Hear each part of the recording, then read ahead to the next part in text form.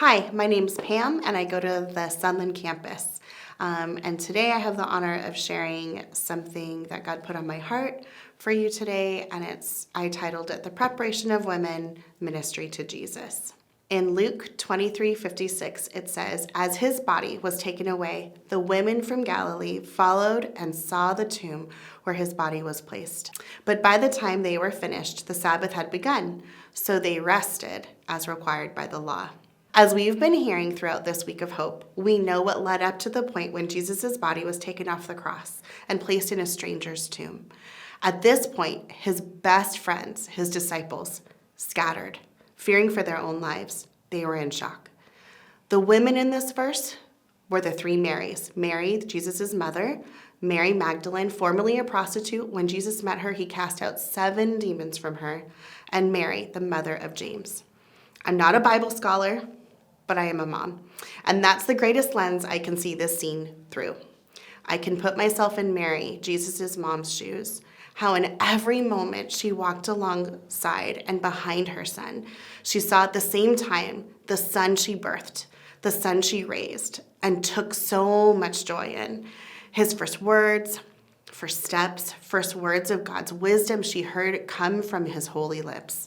She saw the same miracles as the crowds, and so much more. She saw his heart broken for hurting people, his humility in the moments that no one else got to see. She was a mom. She was there for the most intimate of scenes, and along that came with her maternal instincts, the instinct to anticipate a need, to honor and love her son in a way that no one else could. Even after her worst nightmare came true, to watch her son be tortured and killed, she was there to serve him at all costs. His best friends were scattered, but she wasn't fearful of being close to him, even in his death. She did as only moms could do, to serve in the worst of circumstances. Mary wanted to serve him even in preparing his beaten and bloody body. She and her tribe of Marys also wanted to honor Jesus and keep the Sabbath holy. This was actually the last observed Jewish Sabbath in the Bible. So in her son's brutal and traumatic death, she and her tribe knew to prepare the spices needed to prepare Jesus' body. But to honor the Sabbath, they had to sit and wait. I can only imagine that she replayed the many scenes of her son that she treasured in her mind and her heart, like a movie reel of those moments of closeness as a mother shares with her son. Jesus' mom put everything on pause. She was ready to go to the mess, to clean and fully prepare, ready to do the dirty work in the throes of the messy stuff. The tribe of 3 Marys were ready to do that for Jesus for the last time.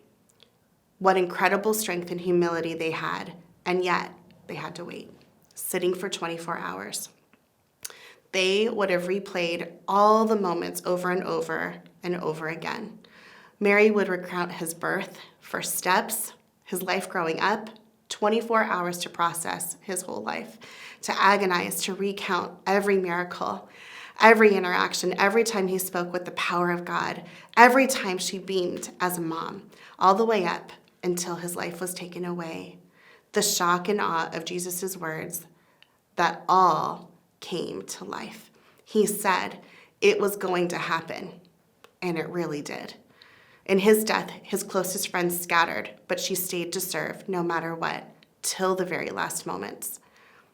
With that kind of burial preparation, the tribe of Marys were the first to see the empty tomb. Preparation and waiting, then they got to experience the most incredible, intimate, close moments in awe of their Jesus. How unique is that as a mom? Moms prepare for everything, the first steps, for school, etc. And moms get to be the first to experience the specialness and difficult moments of their children. Preparation and waiting breeds a closeness. It puts you right there with them. So when something happens, you're right there, ready. We, like the tribe of Marys, can also be in preparation with the expectation that all of Jesus' words will come to be, that Jesus will return, that death can't hold him.